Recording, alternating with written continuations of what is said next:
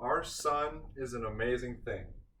Light from the sun travels millions of miles across space through our atmosphere and to us, providing warmth, visual light, there it is, and energy for plants on this earth.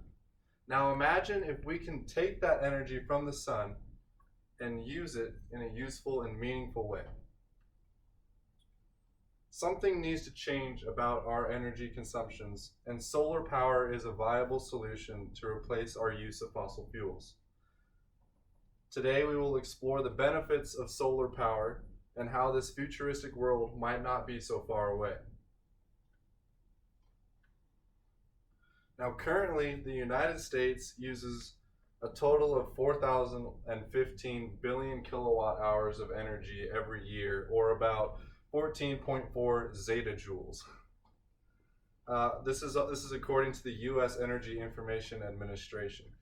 At the moment, 62.7% of that energy comes from fossil fuels like our coal and natural gas, while only 17.1% is from renewable resources like our hydropower and wind, and solar power is in there as well. But solar power itself only contributes to 1.3% of the energy created per year by the United States. Now, the total amount of energy in the sun is 3.85 yotajoules, which is 10 to the 24th, or 1 trillion billion kilowatt hours. Now, to give you a perspective, that is enough energy. If you only take 1 hour of energy from the sun that reaches the earth, you would be able to power the entire world for a year. Now, if you take all of that energy that you get in a year from the sun to the earth, then you would have 2 times the amount of energy than all of the non-renewable resources like that coal, natural gas, and nuclear power come from the earth all combined that'll ever exist on this earth. So there's a lot of energy inside of the sun, but obviously we can only use a fraction of that energy. According to the UN and World Energy Council, we can only use about a range from 0.4 to 13% of that energy, but that's still a lot of energy, plenty of energy for us to be able to be self-sustaining just off solar power. Now, solar energy has grown by about 40% every year since the year 2000. A 2014 study by the International Energy Agency projects that solar power can contribute to 27% of all global energy by the year 2050. Now, I know what you're thinking. Solar energy is insanely expensive and it only works when it's sunny outside, right? Well, from a quick Google search, and then I adjusted for inflation, the average cost of a solar panel per watt in the US was $96 per watt in the 1970s, but today it's dropped all the way down to $3 per watt. And that's 6.5% lower than it was a year ago. Now, China could be looking to rival their prices of coal and their solar energy this year is 8 cents per kilowatt hour, while coal is ranging from 7 to 14 cents per kilowatt hour. Chile actually is giving their solar energy away for free.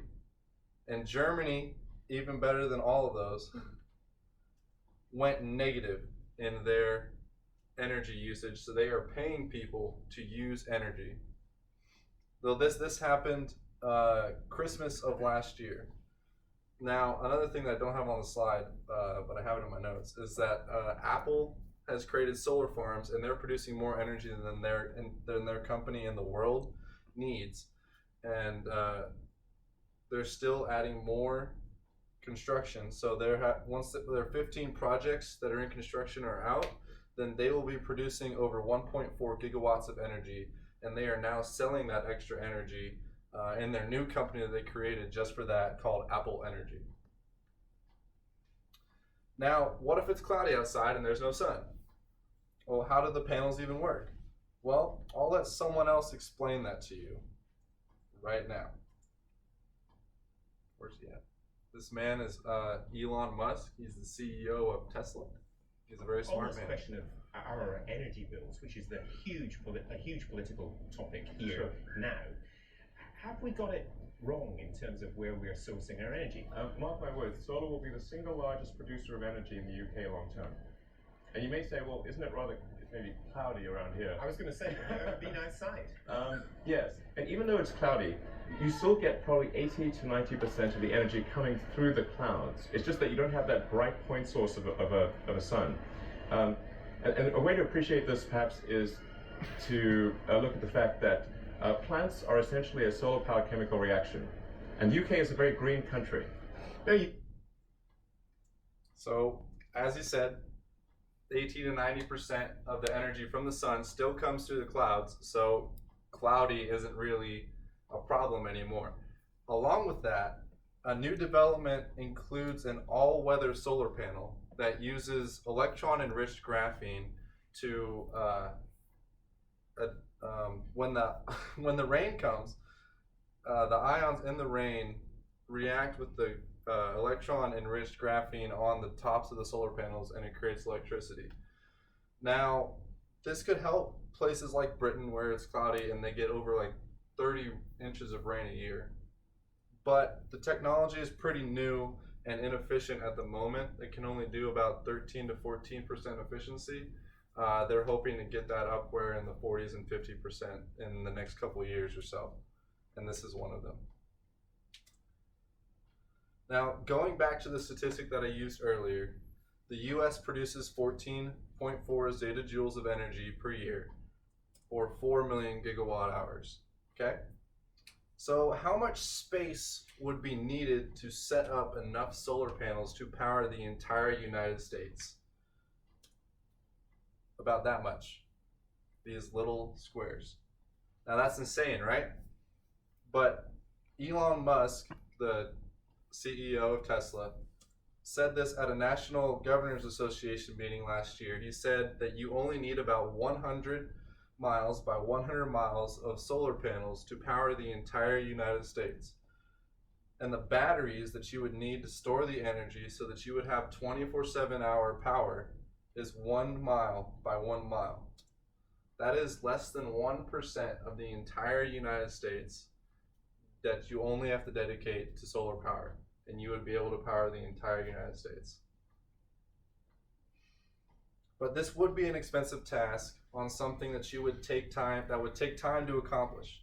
So in the meantime, maybe we could focus on a residential power system or something like that. Now, some people don't want an ugly solar panel on their roof or backyard. They think it'll ruin the look of their house and whatnot.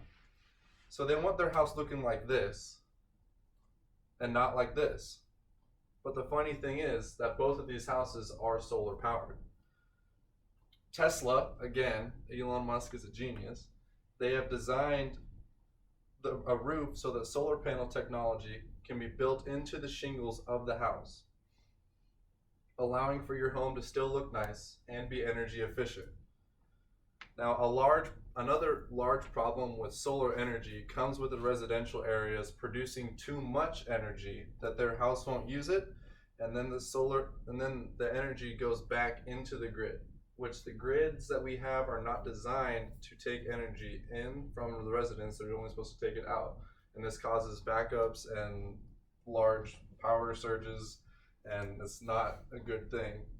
Another problem occurs when we notice that most of household power demands are later in the evening when the sun is already down, and so solar panels would be useless. Well, Tesla has another wonderful invention called the Powerwall. Okay, the Powerwall is basically just a very large battery that they have and they put on the wall of your house. That's why it's called a Powerwall. It's designed to hold power from the solar panels for use later in the day. So batteries like this have become safer because of the rise of electric cars, and they need them to be shock proof, fire proof, other stuff proof. everyday life proof. And so the Powerwall has made a large rise. It's still pretty expensive for you to get one. It's about $6,000 for one, but in the long run, it will save you so much money on your energy bill. I think it's a very good investment. So in conclusion, solar power provides a promising future for clean, renewable energy. Countries around the world have been very proactive in switching from fossil fuels to renewable energy like solar power. Like what Ken Salazar says right here, I think the future for solar energy is bright. So let's get to it. Thank you. Show the